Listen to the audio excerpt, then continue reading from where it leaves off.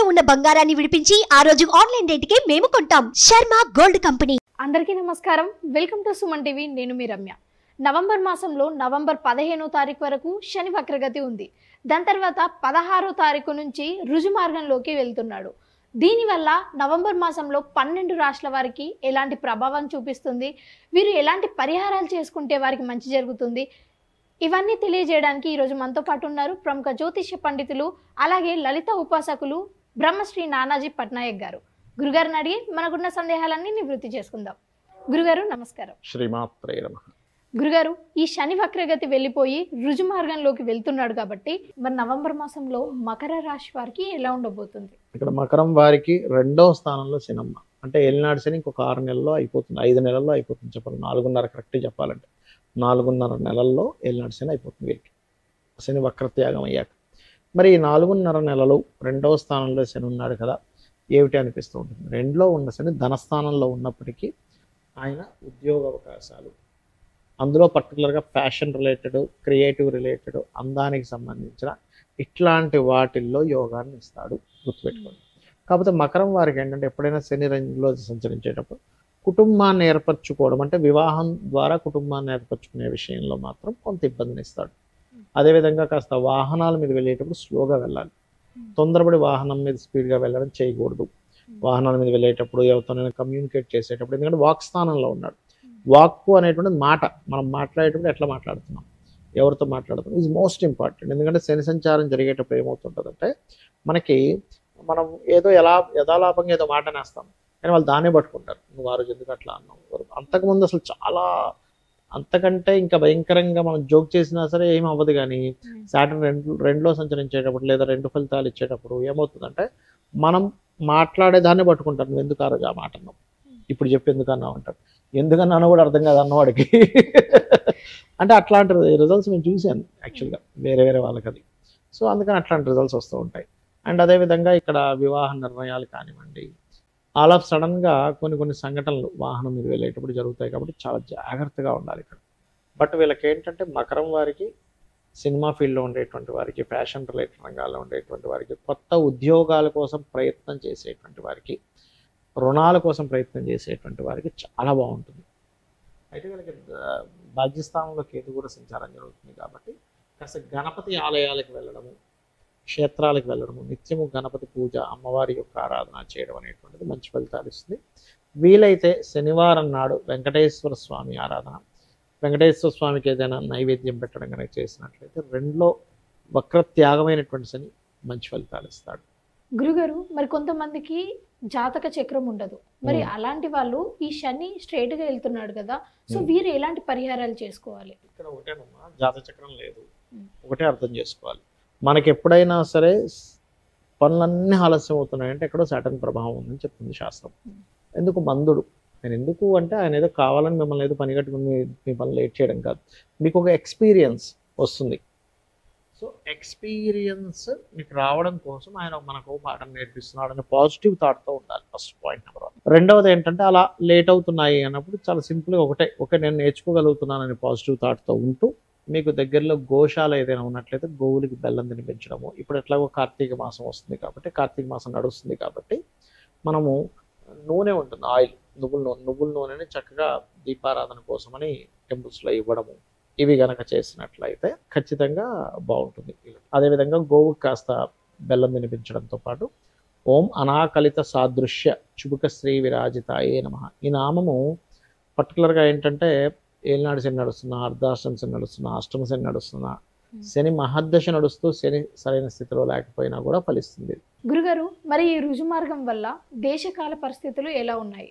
ఒకటేనమ్మా, ఇప్పుడు శని ఒకటని కాదు, మనం క్రోధినామ సంవత్సరం మొదటి నుంచి చెప్తూ వస్తున్నాం.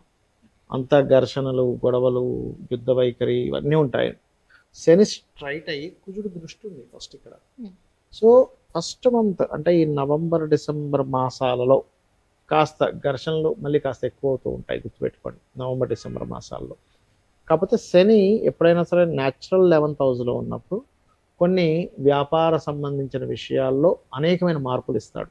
అంటే బయట జరిగేటువంటి వ్యాపారాల్లో లాట్ ఆఫ్ అంటే అసలు మనం ఊహించం చేంజెస్ అంటాం చూసారా, ఒక ఒక చేంజ్ అయ్యింది అని. ఎప్పుడు కుంభంలోకి శని వచ్చిన, అందుకే చూడండి కుంభంలో శని తిరిగి వచ్చిన ప్రతిసారి కూడా ఒక రెవల్యూషన్ క్రియేట్ చేస్తాడు. మనకి 30 years బ్యాక్ కంప్యూటర్స్ అనేవి మనకి అందుబాటులోకి రావడం స్టార్ట్ అయింది. అక్కడ ఒక రెవల్యూషన్ స్టార్ట్ అయింది. ఇక్కడ నుంచి ఏఐ రెవల్యూషన్ స్టార్ట్ అవుద్ది. ఇక్కడ నుంచి ఆ ఏఐ రెవల్యూషన్ క్రియేట్ చేస్తాడు శని. ఇక్కడ పర్టికులర్గా మనం శని ఎంటర్ అయ్యేటప్పుడే చెప్పుకున్నాం, 2 సంవత్సరాల క్రితమే చెప్పుకున్నాం, సంథింగ్ బిజినెస్ స్ట్రాటజీలో చాలా మార్పులు రాబోతున్నాయని. సో ఆయన ఒక మార్పునిచ్చే కారకుడు అవుతాడు ఆయన పర్టికులర్గా.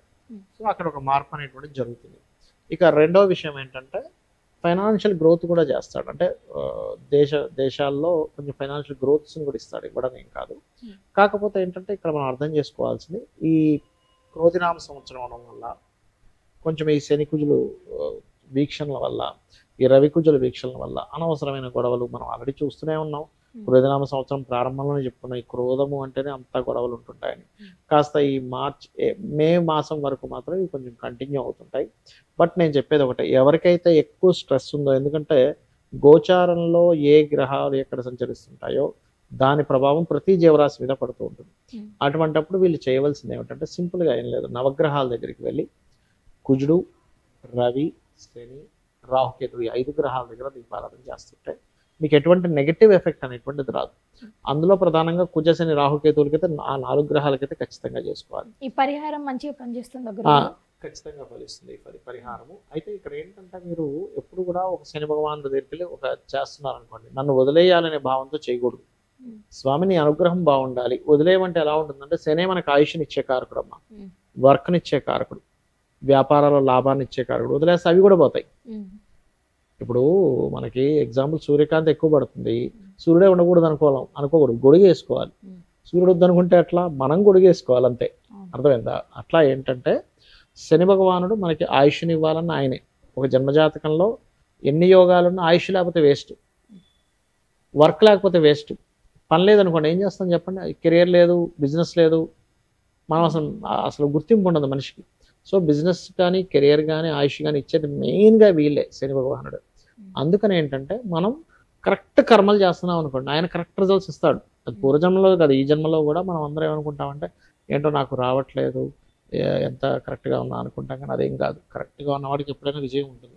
ఏదో అడ్డదారుల్లో వెళ్ళేవాడికి ఆ రోజుకి ఏదో విజయం ఉంటుంది, కానీ లాంగ్ టర్మ్లో బ్యాడ్ ఎఫెక్ట్ అనేటువంటిది ఖచ్చితంగా ఉంటుంది.